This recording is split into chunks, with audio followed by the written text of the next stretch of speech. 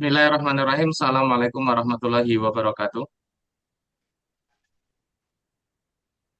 Waalaikumsalam warahmatullahi Waalaikumsalam warahmatullahi wabarakatuh.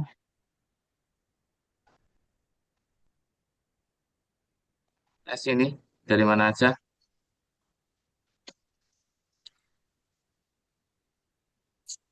dari Probolinggo Ustadi. Selamat ya. Oke. Rianto, Pak Rianto, Cibitung, Bekasi.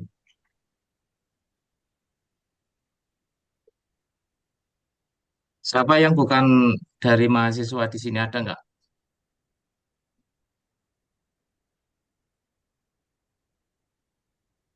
Rata-rata mahasiswa. Yang selain mahasiswa ada nggak di sini?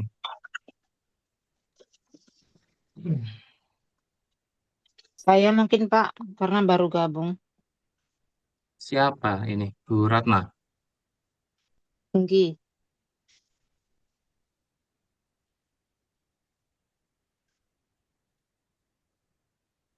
Bu Ratna di Hong Kong deket sama siswa-siswa AAT nggak? Di mana itu ya? Di Nggak Hong kenal Kong saya. ada dua orang yang mahasiswa. Nama siapa mungkin pernah ketemu. Eh, nggak ada masuk di sini ya. Sebentar.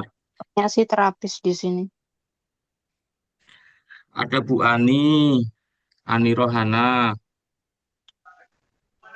cabang Singyi.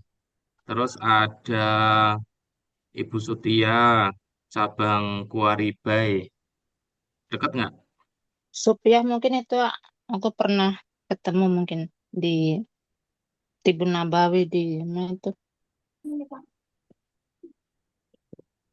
Kalau di sini nyebutnya di ITN sih. Bunga. Hmm. Kalau nggak salah orang kali ya. Hmm. Bisa mati di audio. Sekarang, oh Pak Sumar. Iya Pak Sumar belum mahasiswa ya Pak ya, tapi udah punya buku.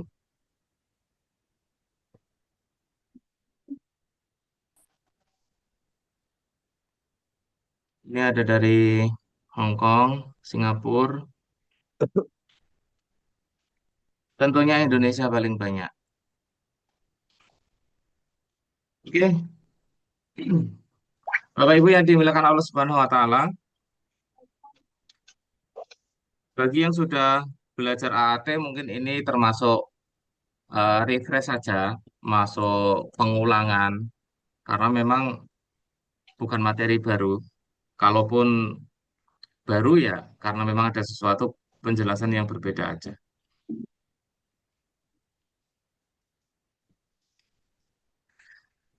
Jadi ilmu AAT itu kita kan membahas analisis cara mendiagnosa, kalau bahasa bahasa medis itu cara diagnosa gitu ya. Dan banyak orang-orang yang menggunakan istilah diagnosa, diagnosa kayak gitu tuh banyak. Terapis tradisional menggunakan bahasa diagnosa.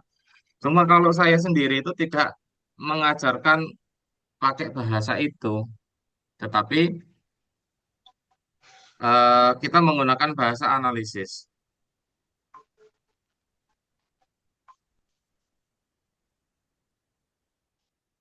Kita menggunakan bahasa analisis karena analisis itu adalah langkah pertama sebelum munculnya diagnosa. Kalau untuk memastikan sebuah diagnosa, maka kita membutuhkan yang namanya alat-alat canggih yang memang keakuratannya sudah bisa dibuktikan. Karena kita tidak menggunakan alat itu, maka kita sebutnya analisis. Ini lebih selamat secara secara apa namanya kebijakan-kebijakan pemerintah. Kemudian analisis itu bersifat apa namanya pembuka ya, pertama sebelum terjadinya diagnosa. Namun analisis yang diikuti dengan apa namanya dengan ilmu yang bagus, analisis yang diikuti dengan ilmu yang matang, maka kedekatan untuk ke diagnosanya itu sangat sangat dekat sekali. Bahkan meskipun tidak disebut sebagai diagnosa, ilmu dari analisis ini sudah bisa mencukupi untuk mengarah kepada diagnosa itu. Contoh begini, yang sering saya dapati itu, misalkan kayak kasus tadi siang ada hipertensi pulmonal. Hipertensi pulmonal itu kan terjadi penyempitan di saluran jantung kanan yang menuju ke paru. Karena saluran itu menyempit, akhirnya orang itu mudah capek badannya, mudah capek, kemudian napasnya pendek gitu. Kenapa bisa seperti itu? Karena oksigen yang masuk ke dalam tubuh itu jumlahnya sedikit, efek dari saluran yang menyempit itu. Yang paling banyak adalah nanti karbon dioksida. Karbon dioksida ini kan kalau kelebihan jadi racun gitu. Di tubuh kita jadi racun. Kita ini kan membutuhkan oksigen, kemudian tubuh kita memproduksi karbon dioksida. Karbon dioksida keluar lewat nafas, itu makanan bagi tumbuhan. Tumbuhan mengolah oksigen itu makanan bagi kita. Itu timbal baliknya antara kita dan alam itu seperti itu.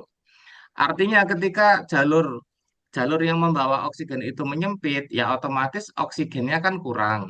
Oksigennya kurang, maka di dalam tubuh manusia itu kebanyakan karbon dioksida. Efeknya, kalau aktivitas itu mudah capek dan nafasnya pendek. Itu efeknya. Ini baru baru pada kasus penyempitannya ya, penyempitan pembuluh apa pulmonalnya itu, saluran jantung yang menghubungkan jantung kanan ke paru, itu namanya pulmonal. Adapun kalau sudah diiringi dengan kaki bengkak gitu, kaki bengkak, maka ini sudah mengarah kepada masalah jantung ya, karena hipertensi pulmonal itu klimaksnya nanti ya, finishnya itu adalah gagal jantung ya. Finish dari hipertensi pulmonal itu gagal jantung. Jadi kalau sudah terdeteksi hipertensi pulmonal tidak segera diselesaikan, maka itu nanti akan mengarah ke gagal jantung. Kalau sudah ke gagal jantung, berarti nanti kakinya pada bengkak karena kadar insulinnya menurun. Nah, di situ ketika kadar insulin sudah menurun, kaki sudah bengkak, maka penanganan medis ataupun tradisional itu akan kesulitan. Dan saya mendapati yang kasus seperti ini beberapa itu tidak selamat. Karena sembarang sembarang awalnya, sedari awalnya sudah diarahkan, sudah diedukasi untuk fokus kepada masalah hipertensi pulmonal itu. Kadang ditunda, ditunda, ditunda gitu ya. Kalaupun tidak mau ke ramuan, kalau saran saya, ketika kita mendapati hipertensi paru, maka arahkan langsung ke medis. Entah dia mau pakai BPJS atau apapun, langsung arahkan ke medis. Jangan sampai orang itu maunya pakai tradisional yang di rumah aja, nggak repot antri di rumah sakit. Namun sejatinya tradisionalnya juga yang ditempuh ya yang nggak spesialis gitu. Akhirnya apa? Nanggung, berhenti di jalan, penyakit tambah parah, penanganan terlambat akhirnya. Nah, kondisi-kondisi yang sering terjadi itu demikian, seperti itu. Nah, dari tanda-tanda tadi contohnya hipertensi paru, hipertensi paru atau hipertensi pulmonal, itu secara analisisnya udah terbaca dari angka tensimeter udah terbaca. Maka kalau tadi teman-teman ada yang nyimak di grup tadi siang, itu saya sampaikan bahwasanya ini sudah kepada hipertensi paru. Hanya saja apakah sudah sampai ke masalah jantung? Ya, atau tidak, maka itu dilihat dari kondisi kondisi kakinya sudah mulai bengkak apa belum. Karena kalau sudah mulai bengkak itu tanda jantungnya sudah parah. Kalau belum bengkak gimana, Bib? Kalau belum bengkak, selama gejalanya sudah pada keluar, ya artinya sudah ada masalah jantung. Meskipun tidak separah kalau kaki bengkak, intinya sudah ada masalah di jantung. Karena hipertensi pulmonal itu serangannya adalah jantung. Itu sebenarnya serangan jantung nantinya, larinya ke serangan jantung masalah-masalah yang berhubungan dengan jantung. Ini contoh sebuah analisis ya. Karena sudah diiringi dengan ilmu yang apa namanya? Ilmu yang kuat, sudah diiringi dengan jalur-jalur ilmu yang memadai, maka analisis ini sudah sangat mendekati. Tinggal nanti misalkan mau dipastikan hipertensi paru atau bukan, berarti pengecekan ke medis ya, pengecekan ke medis. Nah, kita sebagai terapis nih, sebagai ahli analisisnya itu sudah bisa menyarankan sedari awal. Misalkan pasien memang tidak mau nih menempuh jalan herbal karena pasien hipertensi paru itu meskipun mau pengobatan dengan herbal itu nggak bisa setengah-setengah, harus tuntas gitu. Harus tuntas. Kalau tuntas otomatis ya treatment penanganan, terapi rutin, kemudian ramuannya juga banyak dan harganya juga lumayan tinggi. Itu memang sudah harus disiapkan itu. Harus sudah disiapkan dalam arti disiapkan itu kemampuannya tekadnya kuat. Karena kalau orang tekadnya kuat itu dana bukan masalah, dia bisa jual aset dan lain sebagainya. Berbeda kalau tekadnya itu nggak kuat, maka ya namanya berobat, dana sampai juta-jutaan itu ditunda ya karena tekadnya nggak kuat. Ditunda meskipun ada duit, ditunda maunya cari yang alternatif lain dulu. Tapi kalau kasusnya hipertensi pulmoner nggak bisa ditunda-tunda. Kalau nggak segera alternatif yang spesialis, langsung ke medis. Nggak bisa di treatment misalkan, oh ini dibekam dulu, terus nanti seminggu depan dibekam lagi, minggu depan di depan dibekam lagi, itu terlambat penanganannya nanti, terlambat. Kayak gitu. Oke, saya masuk ke awal tadi. Dengan adanya analisis ini, maka kita sudah bisa menopang. Kalau misalkan pasien itu tidak mau disarankan dengan penempuhan dengan apa treatment yang spesialis ini, maka kalaupun kita mau mengatakan, menyarankan kepada pasien untuk ke medis aja, itu juga tujuannya udah jelas. Kemana? Berarti ke bagian jantung, kayak gitu. Ke bagian jantung. Satu sisi saya dapat pasien keluhannya saraf kejepit, persis saraf kejepit. Bahkan saya sudah menebak ini pasti kalau ke tukang pijet kemana-mana atau ke terapis-terapis pasti dibilangnya saraf kejepit. Ternyata beliau mengatakan betul saya diagnosa saraf kejepit. Setelah saya cek tensinya, tidak ada satupun rumus saraf kejepit. Kalau di seminar pelatihan saya yang saraf kejepit itu ada tiga rumus ya, ada tiga rumus. Manakala tiga rumus itu tidak keluar, tapi keluhannya kok ada seperti keluhan saraf kejepit, maka itu tidak termasuk saraf kejepit, itu saraf sekiatika namanya. Saraf sekiatika. Nah, saya sampaikan ini saraf sekiatika, bukan saraf kejepit. Terus gimana, Beb? Yang sudah-sudah ya, yang kami tangani ini treatmentnya khusus dengan ramuan yang khusus. Silakan. Kalau mau oke, kita layani. Kalau tidak, langsung ke medis saja. Dengan apa? Ya langsung ke medis intinya, langsung ke MRI ya. Saya langsung tunjuk cek MRI. Nanti kalau sudah di MRI itu, MRI ya atau MRI, itu udah ketahuan di bagian mana masalahnya. Nah, nanti dokter akan memberikan putusan entah itu bedah atau operasi yang sesuai dengan analisis tadi. Nah, akhirnya si pasien ini ditunda. Ditunda. Pengobatan spesialis ke saya ditunda, pengobatan ke medis juga ditunda. Karena apa? Masih mencari alternatif-alternatif lain gitu. Walhasil sesuai dengan prediksi, akhirnya apa? Sekarang kondisinya lumpuh, udah nggak bisa bangun. Sekarang nggak bisa bangun kondisinya. Nah, ini artinya kenapa kok bisa seperti itu? Sesuai prediksi. Sudah saya prediksi bahwasanya ini seketika kalau tidak segera ditangani nanti bisa menyebabkan kelumpuhan dan itu sudah dijelaskan. Kalau mau pengobatan ya seperti ini. Kalau mau ke medis langsung ke spesialis minta cek MRI. Itu sudah saya bisa sarankan. Saya sarankan untuk seperti itu. Nah, tapi karena ditunda semuanya ke medis spesialis medis ditunda, ke terapis yang spesialis juga ditunda, masih nyari-nyari alternatif yang lain dulu, keburu nggak sampai sekarang sudah lumpuh. Nah, ini namanya analisis. Jadi bukan sebuah ramalan, bukan sebuah ramalan ya, tapi praduga. Praduga di mana praduga ini didasari oleh sebuah jalur ilmu. Kalau kita sudah bisa membayangkan nantinya akan seperti ini dan seperti itu, nah itu berarti tanda kekuatan analisis itu sudah bagus gitu ya, sudah bagus. Untuk kalangan mahasiswa itu sudah sebagian sudah ada yang seperti itu ya, sudah ada yang sampai di level-level seperti itu sudah bisa menganalisis, ada yang masih berpatok kepada dasar-dasar rumus kayak gitu ya. Ya nggak apa-apa, semuanya baik karena proses untuk menjadi ahli analisis itu memang panjang, apalagi bukan sekedar ahli ya. Kalau AAT itu kan jurusannya spesialis. di belajar di saya itu jurusannya spesialis. Jadi kalau Bapak Ibu itu punya ilmu terapi, ada bekam, ada akupuntur, ada rukyah dan yang lain-lain sebagainya, semuanya itu masih nyampur-nyampur ilmunya, bahkan satu satu sesi kuliah terkadang materinya banyak sekali. Tapi kalau di AAT itu belajar 1 tahun pun hanya akan mempelajari analisis angka tensi. Ini karena apa? Jurusan kita ini spesialis, gitu. Jadi sebagaimana dokter spesialis ketika sudah pada tahap spesialis itu mereka akan memiliki nilai jual lebih ya. Artinya dari segi penanganannya aja kan beda. Dokter umum itu kalau pasien itu membayar 50.000 misalkan sekali periksa 50.000 itu udah termasuk resep biasanya, udah termasuk resep sama biaya. Tapi dokter spesialis, contoh spesialis anak di sini, nggak tahu kalau di daerah situ ya.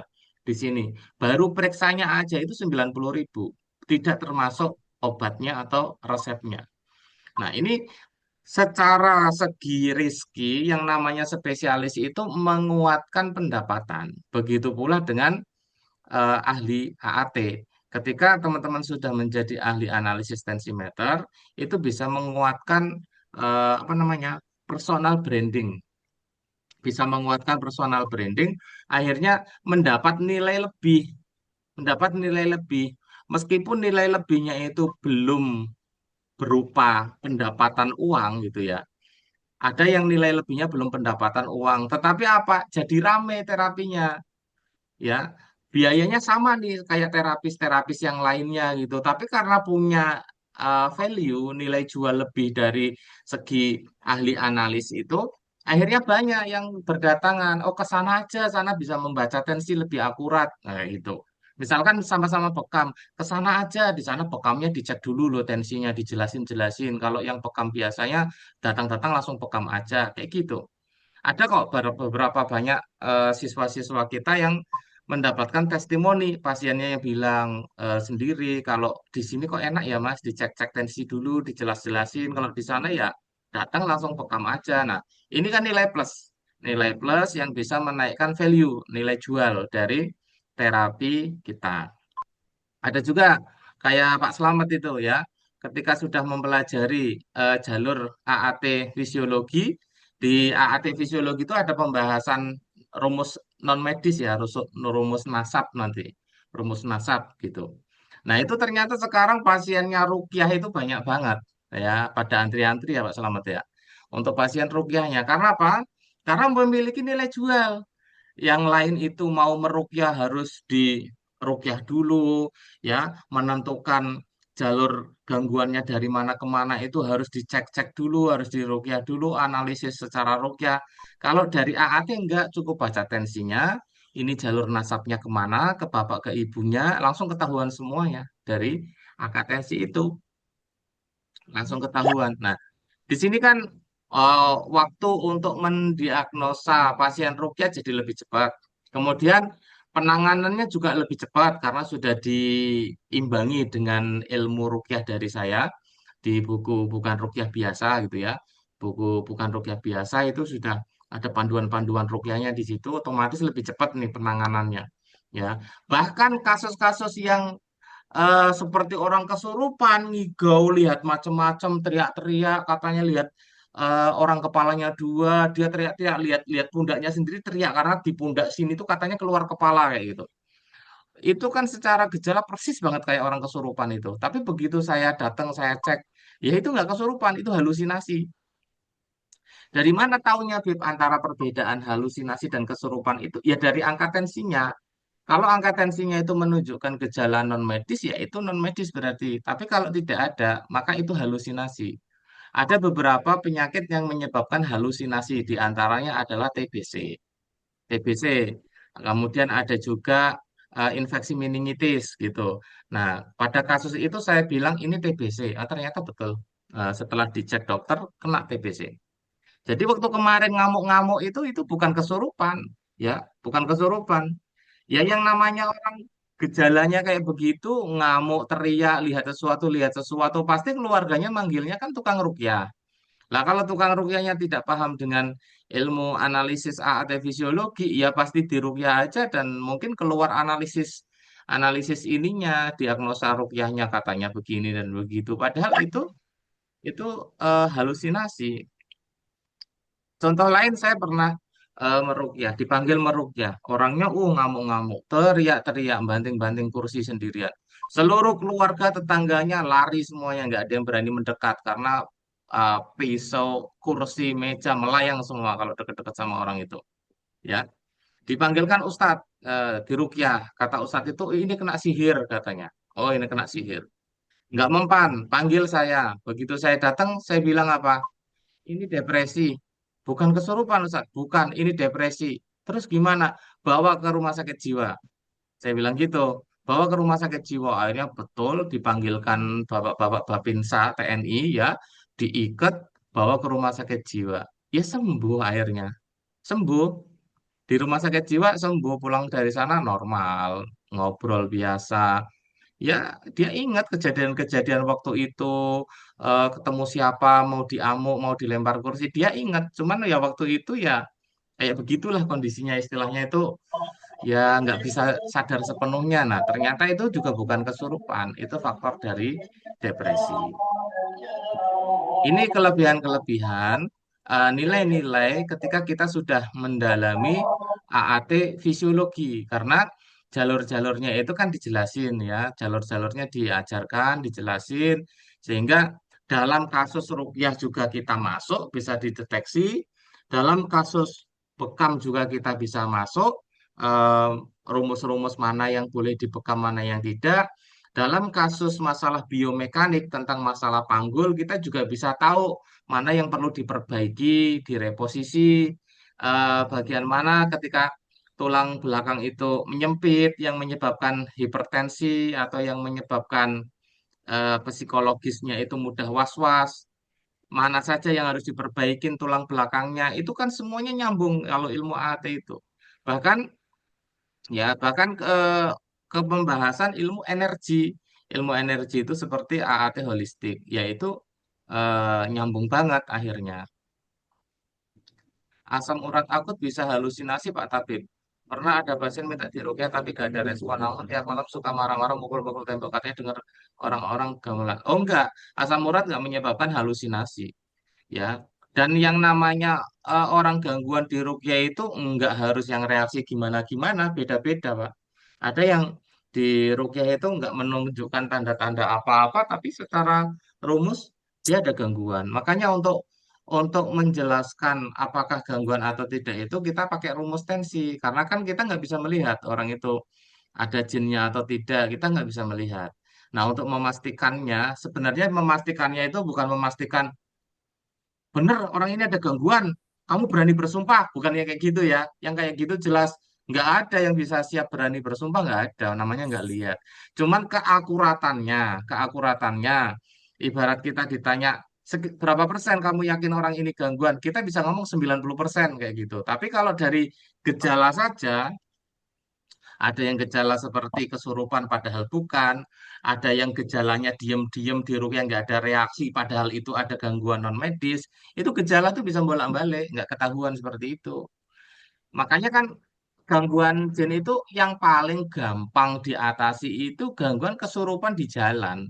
Lagi orang jalan-jalan ke tempat angker, kesurupan, itu malah gampang banget diatasi. Kenapa? Itu jin iseng soalnya.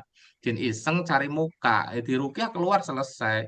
Yang susah itu adalah seperti jenazah, sihir, yang dia ada di dalam tubuh orang itu sudah diem lama di rukyah nggak ada reaksi apa-apa, padahal ada gangguan. Tapi kalau dari tensi, insya Allah nanti ini terdeteksi gitu ya, terdeteksi. Ada rumusnya nanti di ilmu AAT fisiologi itu ada di pembahasan diastolik ya, di diastolik. Sebelumnya ada ada teman yang kayak begini. Tensi ya tensi aja. Ngapain dibikin kuliah sampai 1 tahun kayak gitu. Awalnya seperti itu dalam komennya ya, karena menganggap ya tensi ya angka tensi aja paling tinggi rendah tentang hipertensi tentang hipotensi gitu. Ngapain sih ada pembahasan-pembahasan sampai 1 tahun? Ya ini wajar karena beliau waktu itu belum paham gitu ya belum paham. Namun setelah ikut AAT baru bisa mengartikan bahwasanya oh ternyata belajar AAT itu bukan hanya tentang sistolik, diastolik, tapi benar-benar diastoliknya itu dibedah, sistoliknya dibedah, detak jantungnya itu dibedah. Nah, rumus-rumus non medis itu ada banyak masuk ke rumusnya diastolik. Jadi ketika nanti saya membedah ilmu diastolik, itu nanti masuk di dalamnya rumus non medis. Rumus non medis masuk di situ. Apakah non medis karena nasab, apakah non medis karena apa namanya lemah imun gitu. Lemah imun itu seperti kasus-kasus misalkan ini contoh aja ya, contoh nanti realnya di lapangan itu beda-beda, nggak harus kayak penjelasan saya. Contohnya begini, ada seseorang yang masa lalunya itu pernah bekerja sama dengan jin, entah itu untuk penjagaan, entah itu kanuragan, entah itu pesugihan, entah itu dan lain sebagainya. Nah, biasanya ketika mereka jaya-jayanya pada saat itu, kuat-kuatnya pada saat itu secara tidak langsung adalah apa? Mengambil jatah dari anak keturunannya. Ya bisa jatah kesehatannya, jadi nanti anak turunannya dibikin sakit-sakitan sama jinnya itu. Atau diambil jatah secara rizkinya, ya sebenarnya ngambil jatah rizki ya Allah yang ngasih. Cuma ini campur tangan setan gitu. Campur tangan setan. Jadi nanti begitu anak keturunannya itu apa namanya kerja dan sebagainya, rezekinya itu sering gagal-gagal terus karena memang sudah di ini ya, sudah perjanjian dahulunya ya ketika dia sukses, kaya, kuat, anak keturunannya itu lemah kayak gitu. Nah, ini kan hal-hal bodoh yang dilakukan oleh orang-orang yang melakukan pesugihan tanpa mereka sadar bahwasanya itu akan berimbas ke anak keturunannya. Nah, rumus-rumus yang seperti ini itu nanti masuknya rumus genetik lemah imun, di mana orangnya itu sering sakit-sakitan sedari kecil, ya sering sakit-sakitan sedari kecil. Nah, ini anak yang seperti ini, yang sering sakit-sakitan sedari kecil ini biasanya tipe anak-anak yang memang diambil ininya, apa namanya, dirusak lah istilahnya, dirusak badannya, kesehatannya dibikin masalah. Otaknya juga dibikin masalah. Sehat secara otak, nalar sehat. Tapi kadang suka nggak bisa fokus. Kemudian kalau lagi banyak pikiran itu sering ngeblank. Nah, kalau sudah ngeblank nanti bisa bisa was-was kemana-mana. Itu salah satu di antaranya begitu ciri-cirinya. Ciri-cirinya. Tapi nanti untuk detail ya tentu teman-teman harus ada ilmunya lagi. Nggak dengan omongan saya ini aja barusan kayak gitu. Ya, itu tadi ya beberapa value atau kelebihan nilai ketika kita sudah menguasai dari AAT fisiologi. Nah, sementara di dalam AAT fisiologi itu, ketika saya menemukan membahas rumus tentang AAT fisiologi, jadi AAT fisiologi itu adalah bagaimana kita membaca jalur penyakit medis lewat eh, penjabaran dari analisis angka tensimeter. Contohnya begini, contohnya. Ini contoh yang sudah maklum ya. Saya kasih contoh yang sudah maklum, nggak ada perdebatan. Semua orang tahu, medis juga tahu kayak gitu loh. Contoh, orang yang hipertensi sistoliknya tinggi, kemudian selisih sistolik sama diastolik itu normal kan 40. Semakin tinggi selisihnya, misalkan 50, 60, 70, pokoknya semakin tinggi selisihnya, menandakan pembuluh arteri itu semakin kaku dan inflamasi, gitu. Nah, ini contoh ya, contoh. Ilmu medis pun sepakat akan menjawab bahwasanya hipertensi dengan selisih apa namanya main pulse itu selisih antara sistolik dan diastolik. Kalau lebih dari 40 itu tandanya ada kekakuan atau inflamasi di pembuluh darah arteri. Ini contoh AAT fisiologi itu seperti itu. Ini semuanya paham. Seluruh ilmu kesehatan mengatakan iya sepakat dan setuju gitu. Nah, yang menjadi perbedaan adalah ketika ketika kita nanti menganalisis jalur-jalur lain ya, jalur-jalur lain yang dimana di medis itu tidak dibahas. Nah, terus ilmunya dari mana? Dari penelitian ya, dari penelitian karena tidak ada pembahasannya di medis, maka ilmu ini termasuk ilmu yang bahasanya apa ya? Independen gitu ya, ilmu yang dibuat sendiri dari hasil penelitian dan kemudian penelitian ini begitu dipraktekkan, oh iya cocok, lalu dikembangkan kayak gitu. Contoh yang lain itu adalah ketika hmm, orang yang sistoliknya itu, misalkan contoh aja, sistoliknya, saya agak susah, bentar.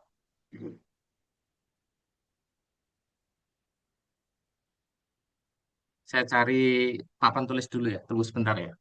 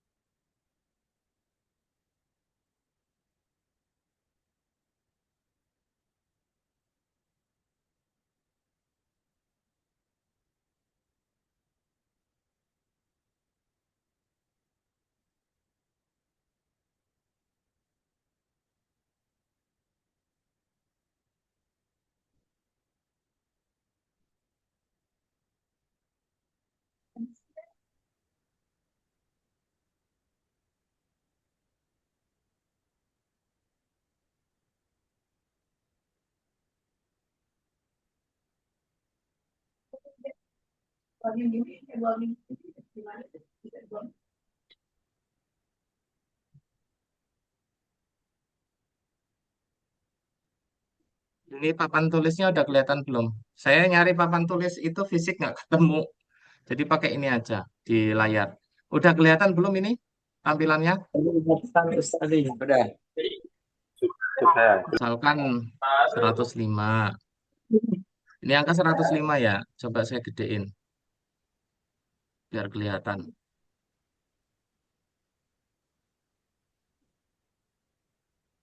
Kelihatan. Oke. Misalkan contoh 105 ya.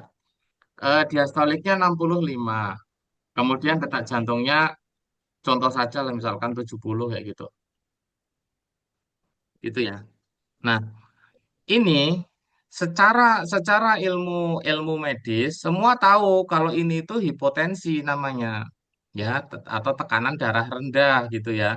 Semua tahu kalau ini hipotensi tekanan darah rendah. Tetapi secara ilmu AAT fisiologi ya ini itu mengandung banyak arti sekali nih, banyak artinya banyak sekali. Nah, bagaimana cara mengartikannya itu disesuaikan dengan keluhan. Karena satu keluhan itu akan bisa menjadikan ahli analis itu fokus untuk bisa membaca. Kalau tidak dikasih keluhan, ini kenapa Bib? Ya, saya nggak mau jawab karena nanti saya melebar kemana-mana. Nanti malah ujung-ujungnya dikira dukun ya, dikira kita tukang ramal, dikasih angka aja udah nebak-nebak. Maka kalau dalam AAT itu ya kasih keluhannya, angka tensinya baru dianalisis. Kalau nggak ada keluhannya nggak akan saya analisis. Contoh seperti ini, angkanya seperti ini. Ini kalau secara standar kesehatan, secara medis, ya ini hipotensi, udah selesai. Semua orang tahu kalau ini itu hipotensi. Tapi ketika ini diikuti dengan keluhan, misalkan tubuh tiba-tiba ya lemas saat malam hari, ya tubuhnya tiba-tiba lemas saat malam hari. Nah, ini lagi-lagi kalau kalau nggak paham dengan namanya ilmu ya dikira pasti dikait-kaitkan dengan non medis ini. Ya, Nah, karena banyak loh, Bang, banyak perukia saya dari belakang. terapis, banyak Abang, terapis yang abang kali. kekurangan kekurangan ilmu analisis. Maka ketika dia mendapatkan Abang mendapatkan kali. apa Dia, katanya dia namanya Ketika dia mendapatkan analisis yang tidak sesuai, maka jawaban yang paling paling selamat ibaratnya, jawaban paling selamat itu ya nanti ngait-ngaitkan dengan non medis saja. Karena mungkin malu ya, satu sisi mau bilang nggak tahu itu malu. Banyak kan terapis yang gengsi, mau bilang nggak tahu itu malu, mau jelasin nggak tahu arahnya kemana. Akhirnya jawaban paling mudahnya ya ini ada sesuatu di dalam tubuhnya. Sesuatunya kenapa, Ustadz misalkan? Oh ini ada sesuatu, entah beban pikiran, entah kasus non medis kayak begitu. Nah, jadinya akhirnya apa? Analisisnya itu ya yang ngira-ngira, nggak ada hasilnya, nggak ada ininya apa namanya ujungnya kemana? Misalkan, oh ini karena ada sesuatu di dalam tubuhnya ya. Sesuatunya itu apa? Bisa dijelasin apa enggak? Kalau cuma ada sesuatu ya itu sebenarnya alibi untuk menjawab supaya tidak dianggap tidak tahu ya, tetapi juga tidak bisa menjelaskan gitu. Sekarang kayak gini misalkan, angkanya kayak begini. Tubuh tiba-tiba lemes saat malam hari. Ini kira-kira kenapa? Kalau dari segi analisis ini ya sudah hipotensi selesai. Menurut ilmu medis manapun ini masuk hipotensi atau tekanan darah rendah. Udah selesai. Tapi kalau sudah ada tanda tubuh-tubuh tiba lemes saat malam hari, ya atau nih ya, atau di sini, misalkan apa namanya, udah pusing. Contoh, ini maksudnya keluarnya tidak bareng gitu ya. Contohnya, 105 per 60 detak jantung 70. Yang satu mengeluhkan tubuh tiba-tiba lemes kalau sudah siang sehat.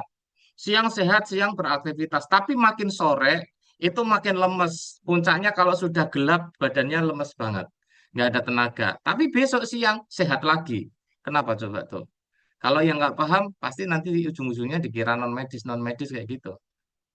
Sementara yang satu tensinya misalkan sama, tapi yang satunya keluhannya mudah pusing.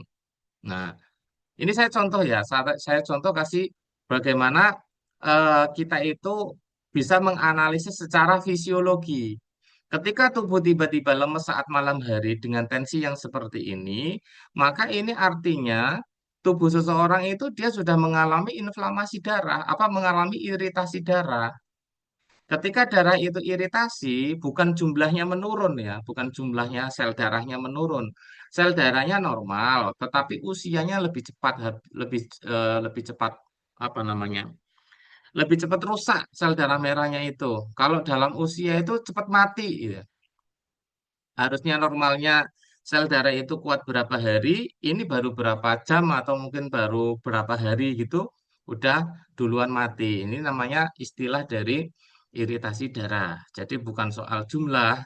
Kalau di lab darah mungkin jumlahnya normal, sel-sel darahnya normal, tetapi usianya sebentar gitu.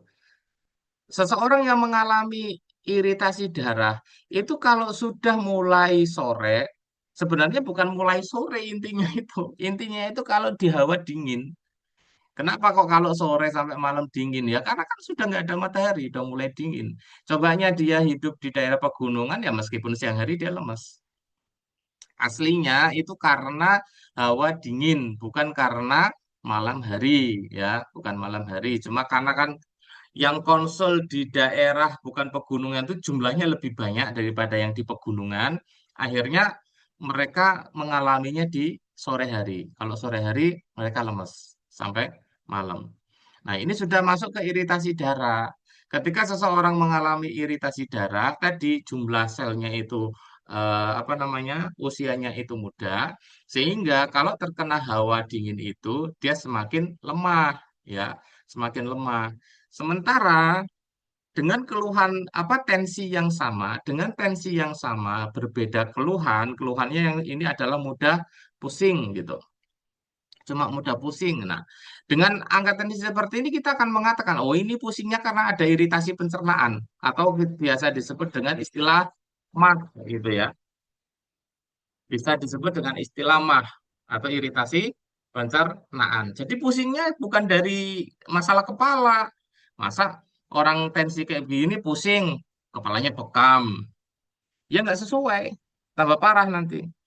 Pusing kepala kayak gini, yang nggak pakai terapis-terapis, beli bodrek. Nah, sementara pusingnya itu bukan bukan perkara kepalanya, itu dari iritasi pencernaan. Ya kalau yang diurusin kepalanya, ya nggak selesai-selesai. Makanya akhirnya eh, apa namanya pencernaannya yang langsung ditembak, diperbaikin di pencernaannya. Nah, sebenarnya kasus contoh analisis yang pertama dan kedua ini adalah satu kejadian, hanya saja iritasi pencernaan itu memiliki fase yang pertama. Fase yang pertama iritasi pencernaan dulu. Kalau sudah iritasi pencernaan itu terakumulasi, baru dia masuk ke iritasi darah. Maka orang yang tubuhnya tiba-tiba lemes saat malam hari dengan contoh angka tensinya begini, berarti dia ada iritasi darah plus iritasi pencernaan. Kalau cuma baru mudah pusing, baru iritasi pencernaan, belum ke darah. Kayak gitu. Bisa dipahami di sini? Kalau ada yang mau bertanya, silakan langsung bertanya aja. Angkat tangan ya, angkat tangan nanti saya panggil satu-satu. Angkat tangannya di aplikasi di bawah itu diklik angkat tangan. Nanti saya panggil satu-satu. Yang dipanggil baru buka mic. Yang belum dipanggil nggak usah. Silakan kalau ada yang mau bertanya sebelum saya sharing lebih lanjut.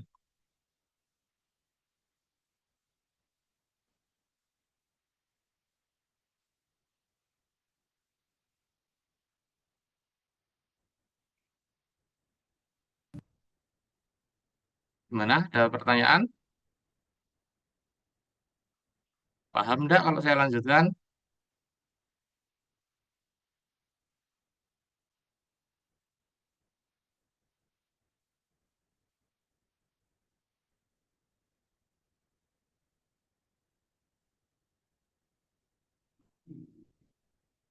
Oke, Pak Arjin, silakan.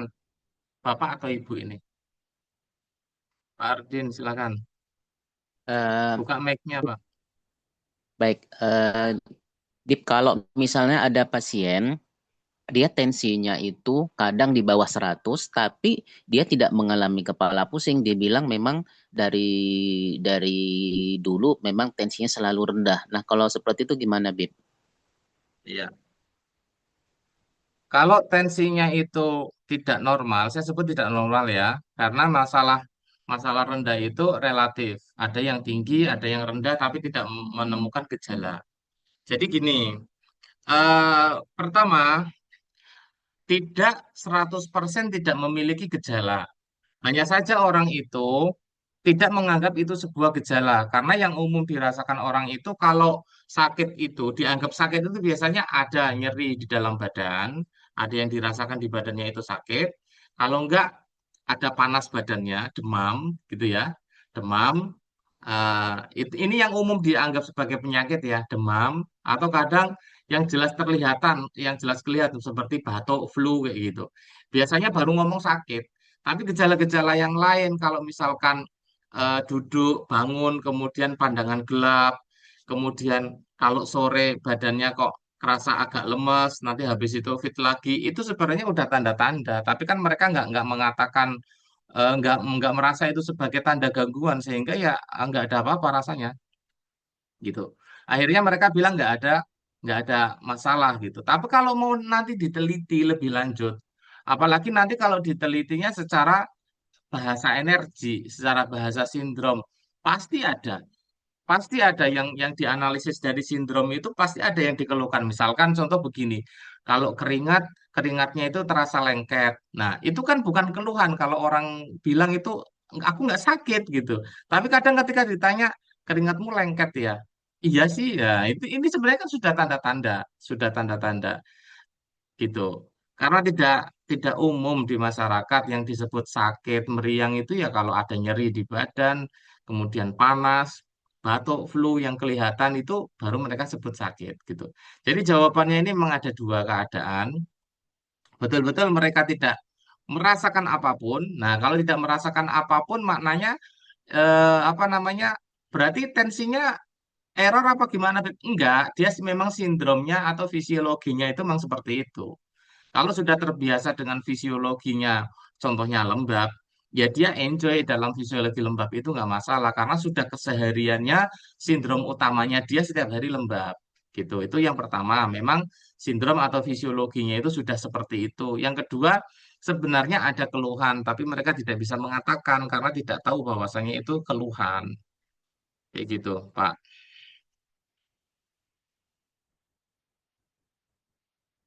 Kalau iritasi darah, resep ramuannya apa, Pak Tabib? Ada ramuannya.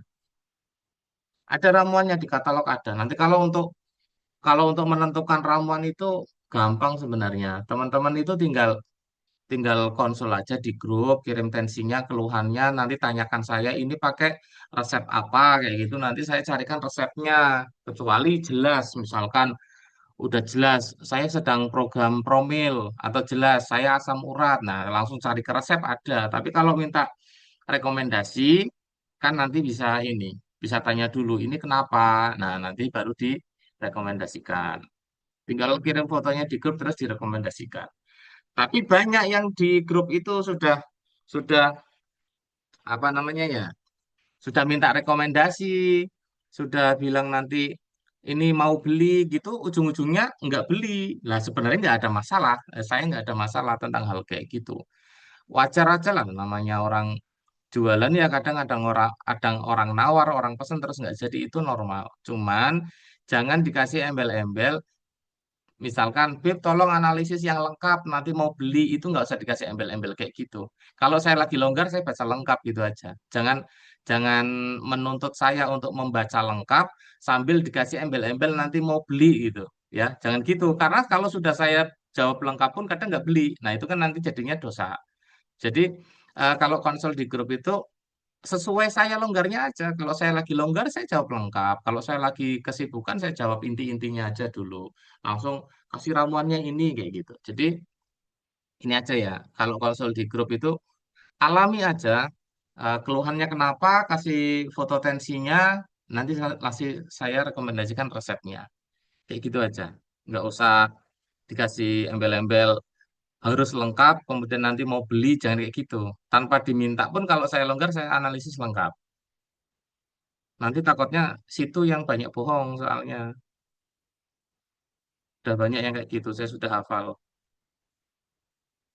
Kemudian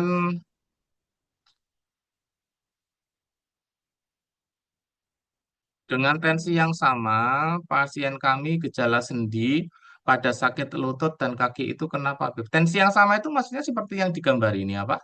Yang di layar ini. Kalau seperti layar ini, kemudian dia ada masalah sendi, ya wajar. Ini memang memang ada analisis apa iritasi sendi ini. Cuman kan saya nggak. Oh iya yang ada di layar. Iya, cuma kan saya nggak sebut.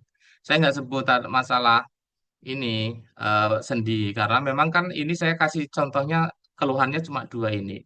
Tapi kalau dikaitkan dengan apa ngilu persendian, ya ini memang ngilu persendian. Makanya tadi dalam rumus AAT itu kita menganalisis kalau ada keluhan, kalau nggak ada keluhan nggak akan kita analisis. Kerepotan nanti kita. Wong satu angka saja, contoh ini detak jantung 70 ya. Detak jantung 70 itu kalau dibaca semua analisisnya itu banyak banget, lebih dari 20. Lebih dari 20 analisis hanya tentang detak jantung angka 70 ini saja. Ini lebih dari 20 analisis, bahkan lebih dari 20 gitu. Makanya kan kalau ada analisis apa mau minta dibaca itu sebutin keluhannya biar biar kita yang baca itu nggak meraba kemana-mana ya kayak main petak umpet gitu jadinya misalkan Bapak Ibu Bib tolong carikan kucing saya gitu kan nah sementara di situ ada 10 gang masa saya harus menyelusuri satu-satu gangnya untuk nyari kucing itu tapi kalau udah dijelasin ciri-cirinya apa kucingnya masuknya di gang mana itu kan udah bisa langsung cepat membaca analisis ini contoh-contoh daripada kasih Bib tensi ini kenapa ya aduh itu bisa bisa kalau saya keluarkan semua analisisnya itu bisa 50 semuanya itu nanti karena digabung sih digabungkan ya Ada sistolik, diastolik, nadi. Jadi dibaca semua itu bisa keluar 50 analisis dari holistiknya dibaca, dari fisiologinya dibaca. Malah nanti jadinya mengeluarkan semua analisis itu bukan kebaikan, itu justru jadi madorot. Kenapa? Karena ketika keluar analisis yang ke pasien itu belum merasakan, malah jadinya nanti kita ini ngaco aja kesannya itu, ngaco, ngarang-ngarang, cocok logi, saya nggak ngerasa itu dibilangin kayak gitu. Nah, padahal kan memang belum ngerasain aja aslinya gitu. Jadi kalau dalam menganalisis itu langsung sebutin keluhannya, biar misalkan ada 50 analisis, kita langsung kerucut aja, langsung kasih tiga hal yang berkaitan dengan keluhan tadi itu, atau berapalah yang intinya berkeluhan apa bersesuaian dengan keluhan itu kita keluarkan analisisnya. Jadi cepat dalam menganalisis, nggak meraba-raba kemana-mana. Yang lain, tadi kayaknya sudah angkat tangan Pak siapa tadi? Pak Mansur, Pak ya? Iya, Pak Mansur. Silakan. Dibuka mic-nya, Pak. Ya, ini Bib, ada pasien saya ini, eh, diastoliknya itu 107, sistolik itu 117. Terus diastoliknya 75, nadi 79. Itu keluhannya di pinggang, Bib. Mohon analisnya, Bib. Pinggangnya kenapa? Kaku, nyeri, menjalar ke kaki, Oh, nyeri menjalar ke kaki, Bib. Susah jongkoknya juga.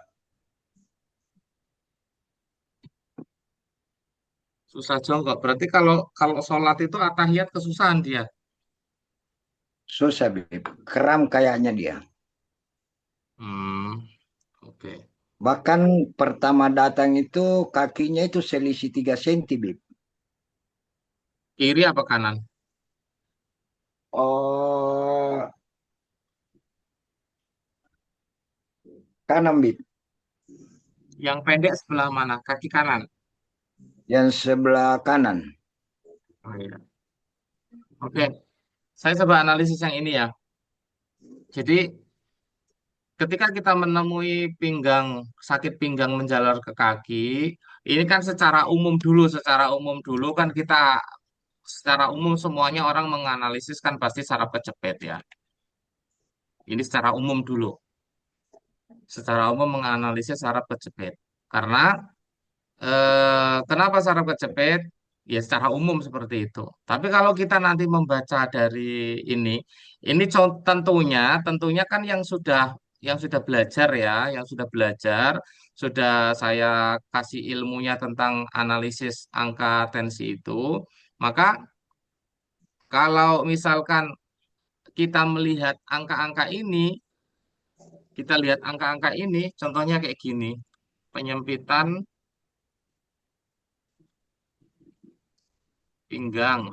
Penyempitan pinggang itu berarti penyempitan tulang lumbar ya. Nah, kita coba cari rumus ini ternyata nggak ada. Rumus penyempitan pinggang nggak ada di tensi ini. Coba misalkan rumus apa? Panggul, rumus panggul naik belah. Ada nggak kira-kira? Nggak ada lagi, ya. Panggul naik sebelah nggak ada lagi. Nah, tentunya ini ada nggak tidaknya nanti kalau udah belajar. Kalau sekarang kan belum belajar, jadi disimak aja dulu.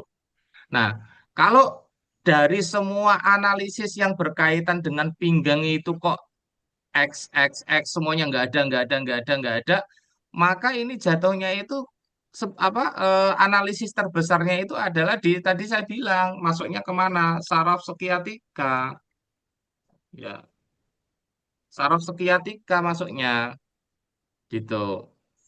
Saraf skiatika itu berbeda dengan saraf kejepit. Nah, maka berarti analisisnya tadi Pak Mansur, misalkan pasiennya tadi dengan keluhan seperti itu, ini ada kemungkinan saraf skiatika. Jadi kalau buat duduk tahiyat ruku itu susah, buat duduk atahiyat susah kayak begitu. panas, sakitnya sakit panas, sensasi panas kayak kebakar menjalar ke betis gitu. Ini contoh analisisnya dari Pak Mansur yang kasusnya Pak Mansur. Ada yang lain yang bertanya, Beb, untuk detak jantung angka yang normal itu berapa? Kalau detak jantung normal itu angkanya 60 sampai 65. 60 sampai 65 detak jantung normal.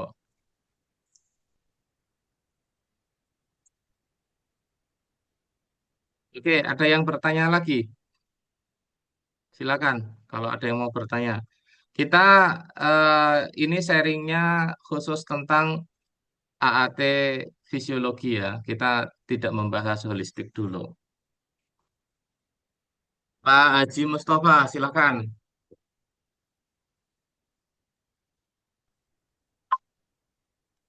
Ya, mau tanya nih, Beb. Ah, tensi 128,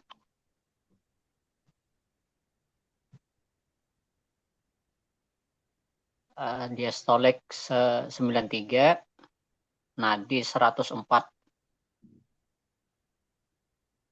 Keluhannya tadi tadi siang sih katanya asam lambung, Beb, Terus? sampai menjerit-jerit kesakitan sampai ke kepalanya. Hmm, udah, asam lambung aja. Iya, Oke. Kalau keluhannya ke asam lambung ini memang sudah sesuai. Sudah sesuai. Karena ini masuk ke hipertensi genetik ya. Hipertensi genetik yang jenis ini itu selalu dekat dengan asam lambung. Yang belum ikut seminar hipertensi genetik nanti bisa belum ikut seminar ilmu itu, bentar, ilmu hipertensi nanti bisa ngejar ya.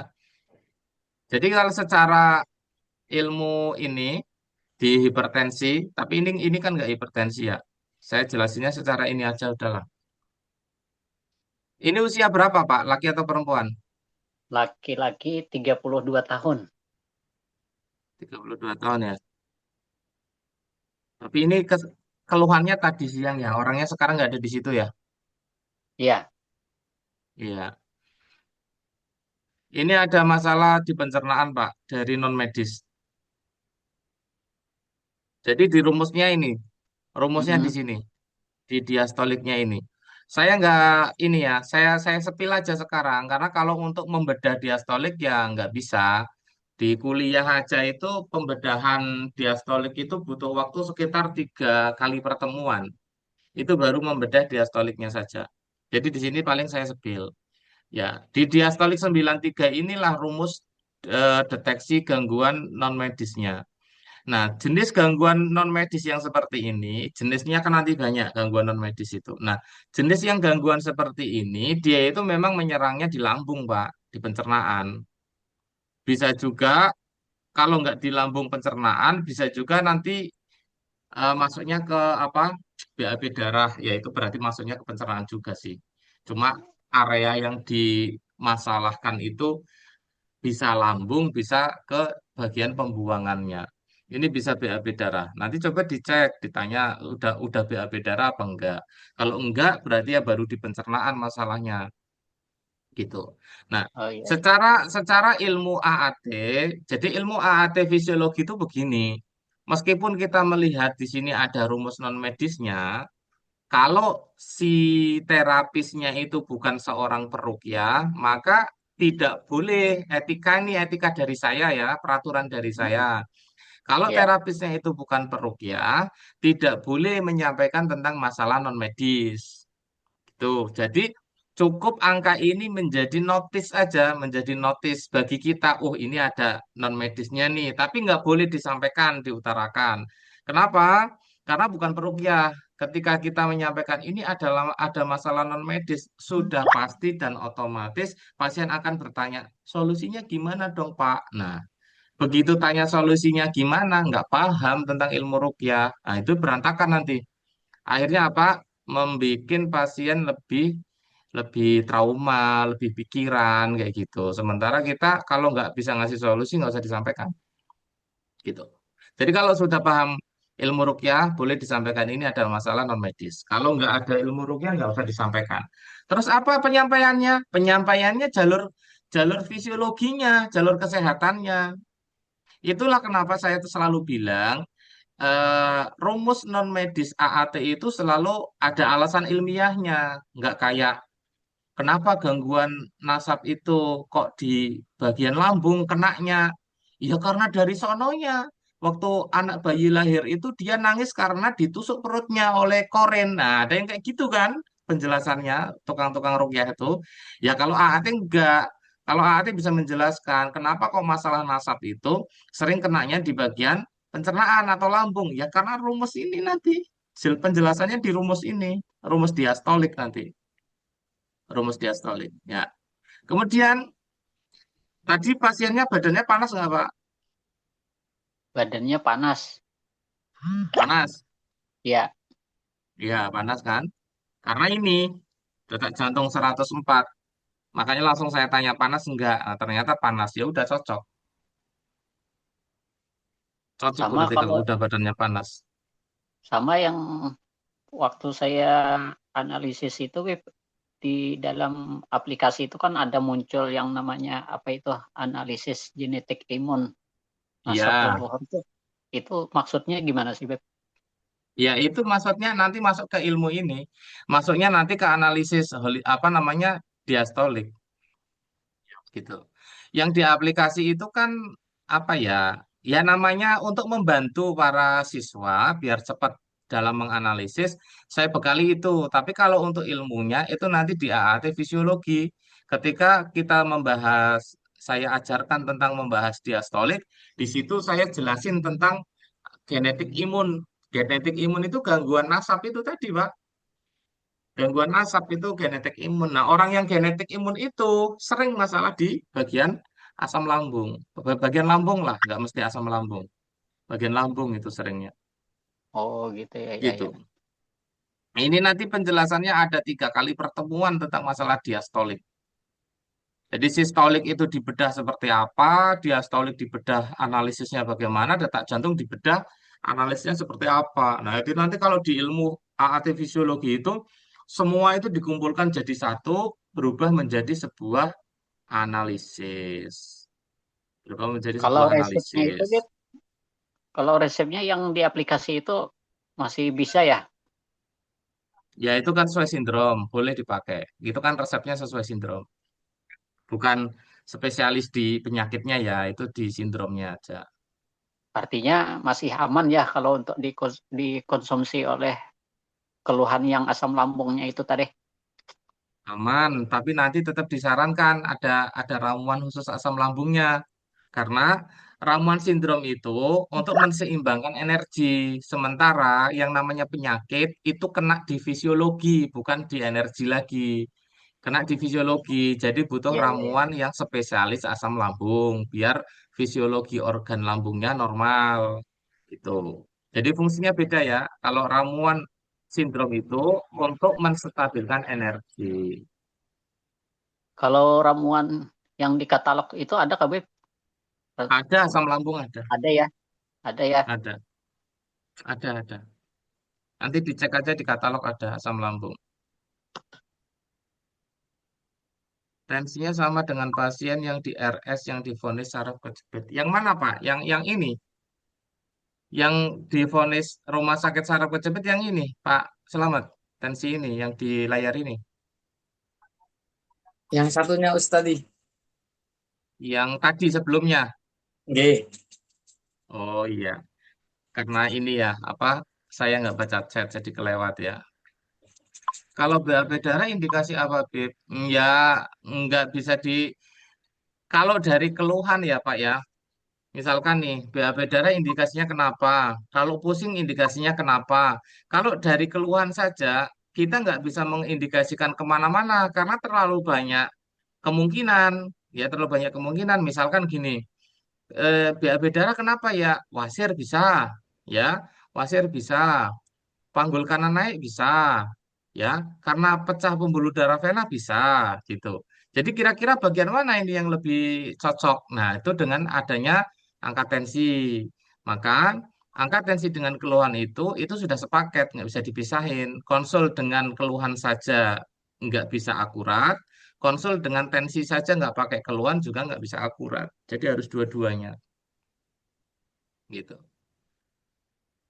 Jadi dari angka tensi yang di layar kan normal ya. Selisih sistolik dan diastoliknya 35, tapi detak jantungnya kok tinggi sekali. Nggak normal, Pak. Nggak normal. Jadi selisih kita itu sudah punya panduan angka normal sendiri. Kalau ini nggak normal ini.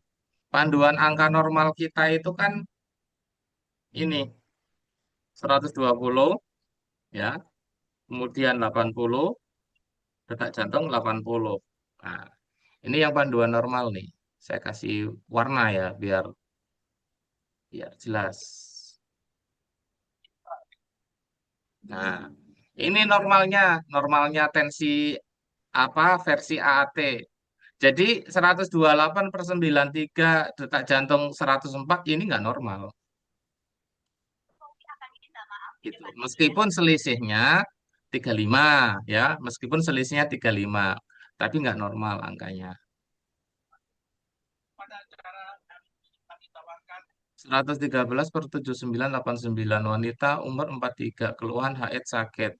Sakit posisi di selangkangan depan kanan, selangkangan depan kanan, menjalar ke paha, kepala migrain. Kalau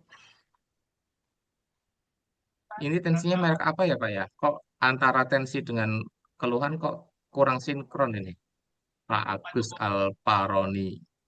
Tensinya merek apa nih? Apakah salah salah ketika pasang tensi, habis aktivitas langsung ditensi, atau merek tensinya yang nggak akurat ini? Saya kurang paham.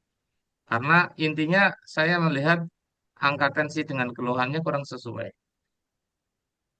Kalau ada HX sakit nggak seperti ini tensinya. Sakit posisi di selangkangan juga tensinya nggak seperti ini. Allah alam, saya nggak bisa jawab karena angkanya nggak cocok. Silakan kalau ada pertanyaan yang lain.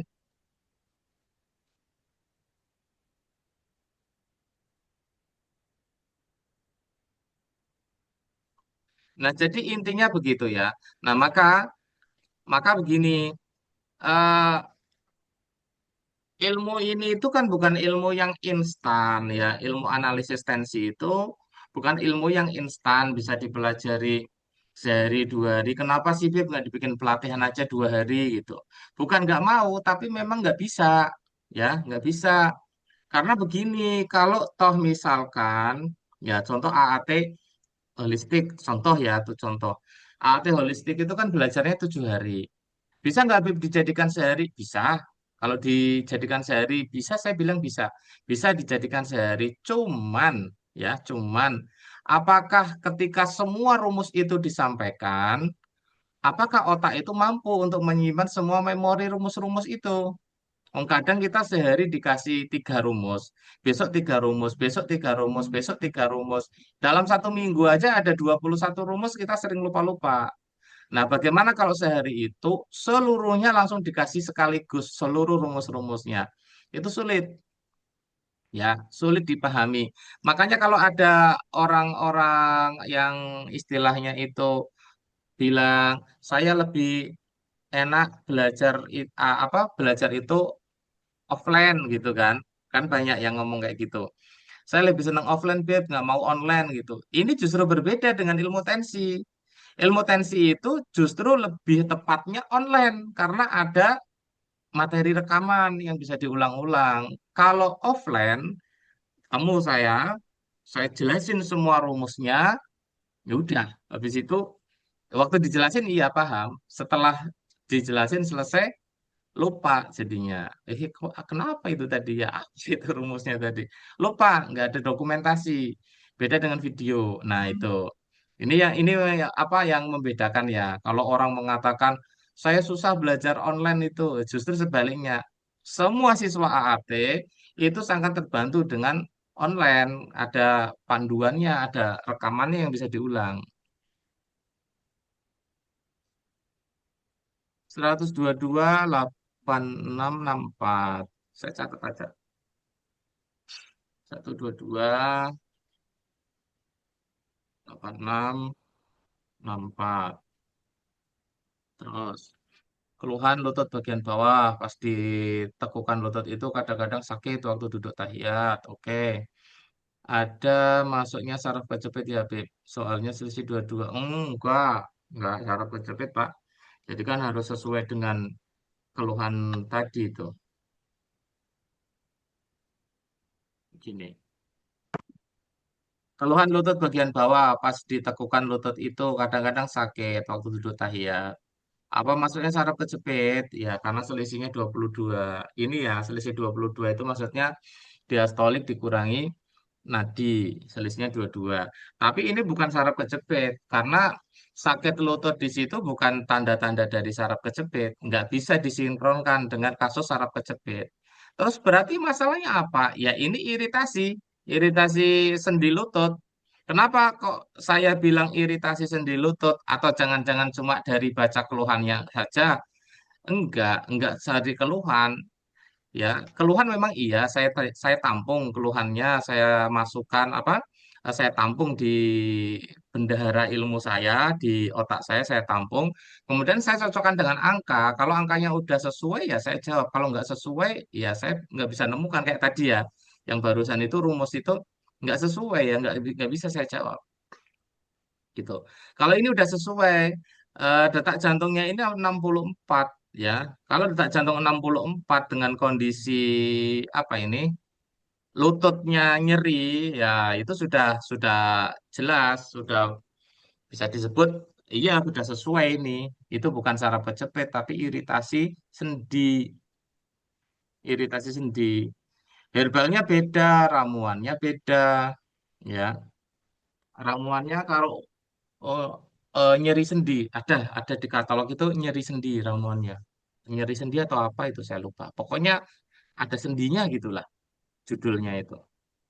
Kalau nggak nyeri sendi ada osteoartritis. Nggak tahu itu sudah saya masukkan belum ke katalog ya. Osteoartritis atau OA. Sebentar,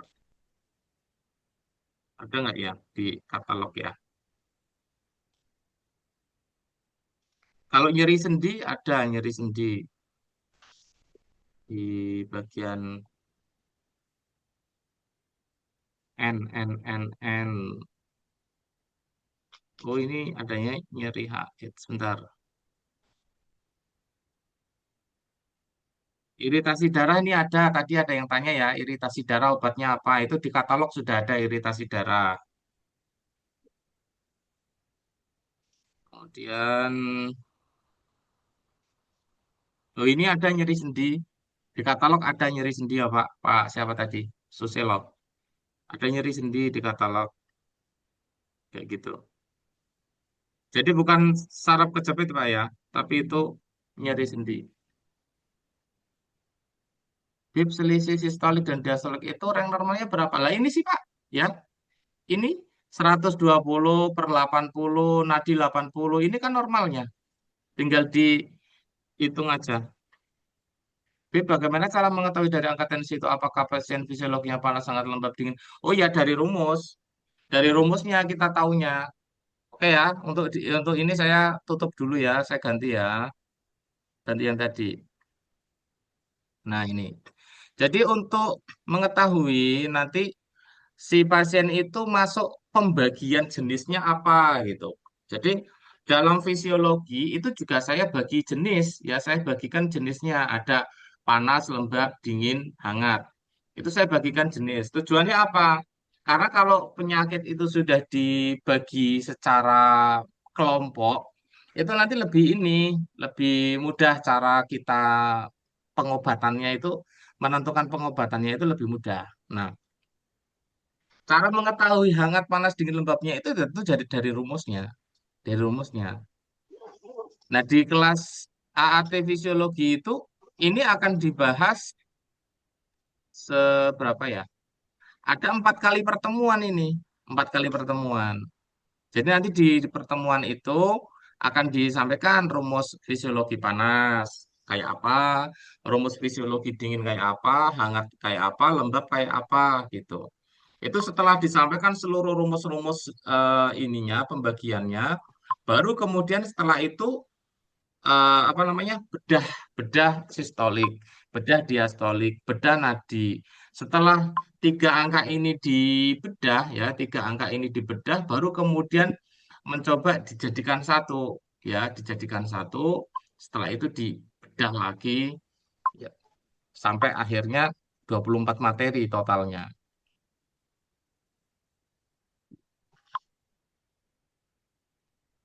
Ya 132 per 8977 itu kenapa Pak Pairan? Kan tadi harus ada keluhannya. Kalau angka tensi tok nggak bisa.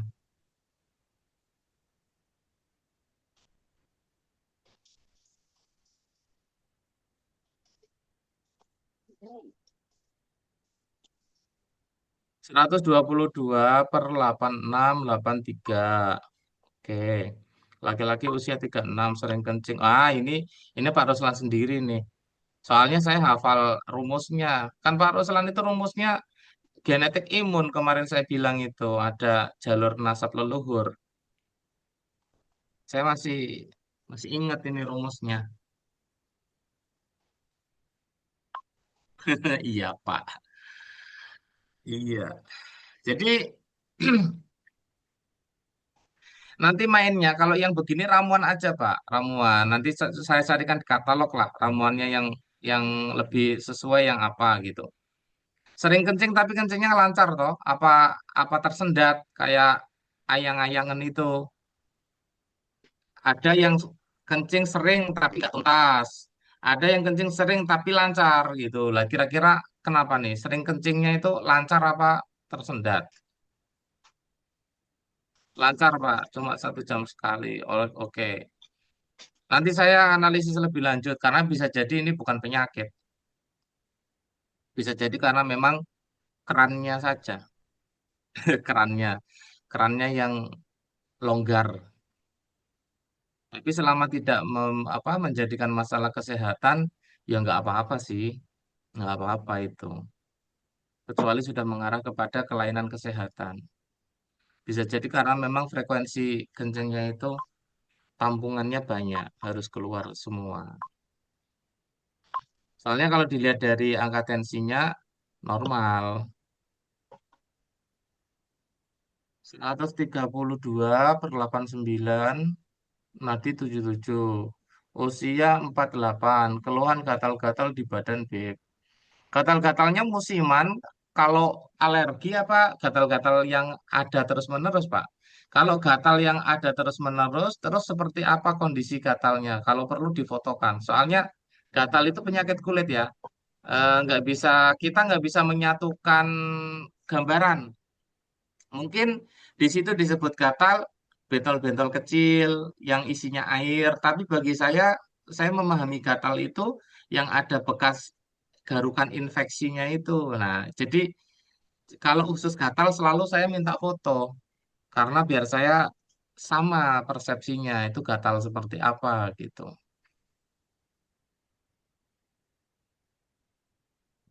Jadi sakit pinggang terlalu panas. Oke. Nanti saya carikan resepnya, Pak Ruslan. Di katalog nanti saya carikan resepnya. Jadi apa namanya? Nanti diikutin. Kalau misalkan di katalog nggak ada ya nanti saya coba bikinkan resep.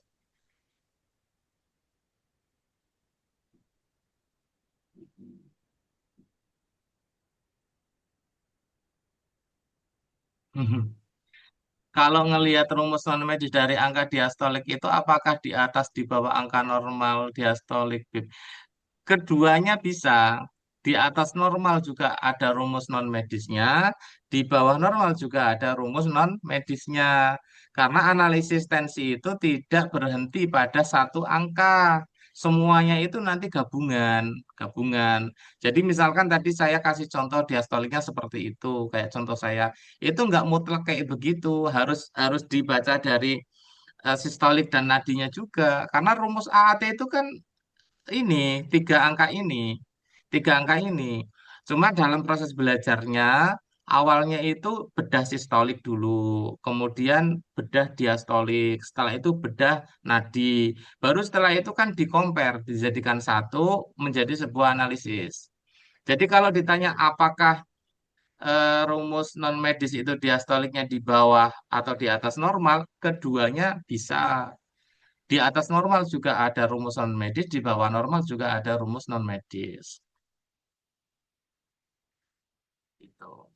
Kemudian 1429469 keluhan BAB keras BAB keras.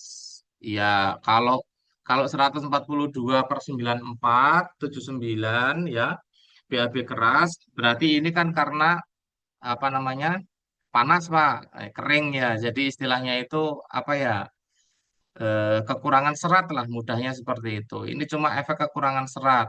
Kasih ramuan itu aja apa namanya nanti sembuh itu. Ramuannya sudah ada belum ya? Nanti Pak Mansur kalau mau butuh ramuannya bisa WA aja. Nanti saya buatkan resepnya dulu. Kayaknya belum ada deh resep itu namanya apa? Resep untuk BAB keras ya. Kayaknya saya belum buat ya. Kalau kalau kebalikannya ada apa namanya? Mencret apa kok mencret? Apa sih namanya? Diare. Nah, kalau diare ada, tapi kalau untuk nggak bisa BAB kayaknya saya belum buat ya. Ini diare ada nih. Disentri ada, diare ada. BAB keras, Bib. Gimana? BAB-nya keras gitu. Iya, BAB-nya keras. Oh, belum Kalau belum di ada resepnya. Nanti nanti saya buatkan. Nanti saya buatkan. Kalau mau ya, kalau mau nanti saya buatkan resepnya. Ini belum ada kok ya, Bib. di katalog belum ada soalnya. Kalau dianalisiskan pinggul kanan naik, Bib ya. Enggak, Pak. Kalau dianalisis pinggul kiri, Pak, yang naik. Ya, pinggul kiri, Bib. Iya, pinggul kiri naik, betul. Pinggul kiri, Kalau Bib, ya naik. dianalisis pinggul kiri yang naik. Kalau pinggul Ya, Bib. pinggul kiri yang naik, maka bagian kiri yang mengalami inflamasi. Gitu. Tapi kan ini Ya, masalahnya Bib. asam Ya. lambung yang utama sebenarnya. Ada asam lambung nggak, Pak? Oh, kayaknya kalau menurut informasi dari pasien tidak merasa, Bib. Nggak merasa. Ya nggak apa-apa. Kalau Iya, belum merasa nggak apa-apa. Ini sebenarnya nanti keluhan yang akan sering berulang itu dari asam lambungnya. Karena kan ini hipertensi genetik jalur ibu. jalur Hipertensi ibu. genetik Ya, jalur Bib. ibu itu selalu berkaitan dengan apa namanya asam lambung. Rumus AAT kalau belum ikut kuliah tambah pusing tapi seru. Ya sebenarnya sebenarnya nggak pusing. Nggak pusingnya itu kan karena memang kan ini ya ya bayangin aja sih dikasih Lego, ngerti Lego kan mainan Lego ya. Dikasih Lego berantakan suruh nyatuin jadi binatang apa ya nggak tahu. Tapi kalau ada gambarnya, ini dibikin gambar bentuk misalkan gambar kucing, nah Legonya disusun menjadi kucing, nah, jadi enak. Bedanya seperti itu. Jadi karena memang kita lagi sharing ya, sharing. Yang sebenarnya sharing ini itu untuk alumni sebenarnya yang sudah belajar. Tapi karena oke lah, saya ada pembinaan grup, jadi saya undang aja semuanya, alumni atau bukan, pokoknya duduk di sini belajar bareng kayak gitu. Bikin penasaran, beda angka sedikit sudah beda keluhan. Iya Pak, kayak gitu. Nanti insya Allah belajar bareng-bareng. Oh Pak Tatang, Pak Tatang, yang kemarin Pak Tabib, tensi 93/60, nadi 68, mah dan anemia. Sekarang sudah 110 per 76 dan 76, alhamdulillah. Nah, karena alhamdulillah. Ya begitu. Ini contohnya ya. Contohnya ini dari Pak Tatang di chat komentar ya, teman-teman bisa lihat. Awalnya tensinya 93/60, nadinya 68. Ini saya sarankan untuk pakai ramuan mah dan anemia. Mah itu bukan berarti perutnya mah ya. Ini untuk iritasi pencernaan. Tadi kan saya bilang ada iritasi pencernaan gitu. Nah, kalau iritasi pencernaan itu resepnya pakai resep mah, bukan sakit mah, tapi resepnya sama, ya. Ditambah dengan resep anemia. Sekarang sudah 110/76/75. Nah, ini kan berarti sudah mulai ada peningkatan kan. Bahkan peningkatannya bagus banget karena awalnya itu sindromnya dingin, sekarang sudah lembab. Berarti ada peningkatan. Padahal di sini saya nggak bahas sindrom tadi ya. Itu cukup cuma untuk menjelasin aja. Oke, ada lagi mungkin satu atau dua pertanyaan. Setelah itu kita selesai ya. Nggak terasa sudah 1 jam lebih, hampir 1 jam setengah. Buat teman-teman yang belum berkesempatan gabung di AAT Fisiologi, daftar aja dulu masuk ke AAT apa namanya non reguler ya. Jadi non reguler itu tidak seperti yang reguler per bulan harus bayar SPP 400.000 gitu. Kalau untuk yang non reguler itu apa namanya registrasi materinya cuma 250.000 itu sebulan. Nah, kalau sebulan satu registrasi berarti nanti lulus dalam waktu 2 tahun. Sebaliknya, misalkan saya dananya lebih banyak, Bib, ya sudah. Ada yang sebulan itu 4 materi, registrasi 4 materi itu ada. Ada yang, iya sebulan itu registrasi 4 materi. Itu ada yang seperti itu. Jadi setiap 1 bulan itu 4 materi ada juga. Ada yang sebulan 2 materi, ada juga. Jadi untuk batasan banyaknya nggak ada batasan. Mau diselesaikan langsung juga nggak apa-apa. Cuma minimalnya sebulan itu registrasi 1 materi. Itu untuk AAT fisiologi ya. Jadi apa yang saya terangkan tadi itu sebenarnya nanti pembelajarannya akan lebih urut.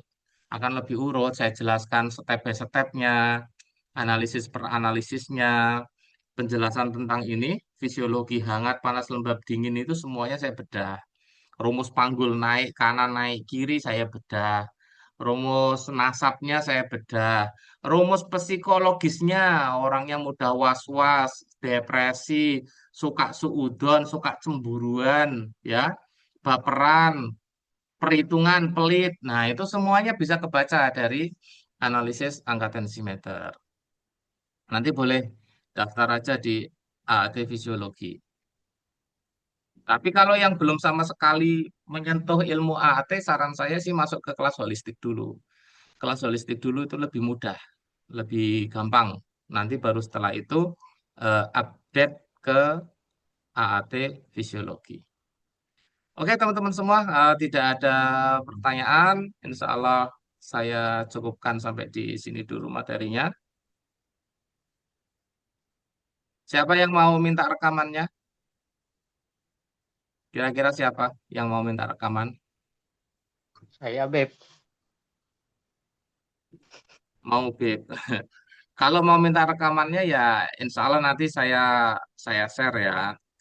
Saya share. Nanti balas di grup aja, di grup pembinaan. Di grup pembinaan ditulis minta rekaman kayak gitu. Nanti yang komen saya kasih. Oke. Oke, oke. Baik teman-teman semuanya, saya tunggu ya nanti untuk penjelasan yang lebih detail. Silakan mau kita belajar dari yang sudah dari holistik, update ke fisiologi, yang belum sama sekali mulai dari holistik dulu. Insya Allah dibimbing pelan-pelan. Kita tutup dengan bacaan hamdalah. Alhamdulillahirrabbilalamin. Wassalamualaikum warahmatullahi wabarakatuh. Waalaikumsalam warahmatullahi wabarakatuh.